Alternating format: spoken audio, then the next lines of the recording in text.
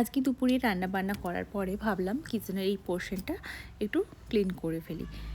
রান্না বান্না করার সময় যথেষ্ট তেল মশলা কিন্তু এদিক ওদিক ছড়ায়, এটা তো একেবারে ন্যাচারাল একটা ব্যাপার। তাই কিচেনের এই পোর্শনটা ওয়েল মেনটেন রাখার জন্য সপ্তাহে 1 দিন বা 8-9 দিন ছাড়া ছাড়া ক্লিন করে ফেলি। কিচেনের এখানে রাখা যা যাবতীয় জিনিসগুলো আছে সবই আমার ডেলি ইউজে বেশি কাজে লাগে, তাই ভীষণ প্রয়োজনীয় এই জিনিসগুলোকেই বেশি করে মেনটেন করা। তবে একেবারেই সেটা সবসময় সম্ভব হয় না। নানা রকম কাজের মাঝে রান্নাবান্না করার পরে সত্যি এক এক সময় এনার্জি হয় না। তবে হ্যাঁ, চেষ্টা করি যখনই সময় সুযোগ পাই, যখন ইচ্ছে হয় তখন যাতে সবটা মেনটেন রাখতে পারি।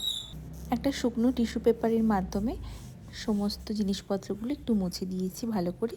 মানে জল দিয়ে ধোয়ার মতন কোনো ব্যাপার নেই, তাই জন্য অনেক তাড়াতাড়ি হয়ে গেল সব কিছুটা।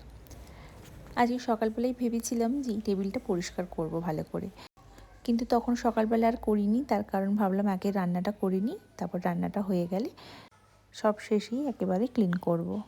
কয়েকদিন থেকে না ব্যাঙ্গালোরে বেশ হালকা হালকা ঠান্ডা পড়েছে। অ্যাকচুয়ালি ঠান্ডা যতটা না, তার থেকে মেঘলা ওয়েদার, যার জন্য একটু বেশিই ঠান্ডা লাগছে। আজকে দুপুরে স্পেশাল কয়েকটা চিংড়ি মাছ দিয়ে লাউ চিংড়ি।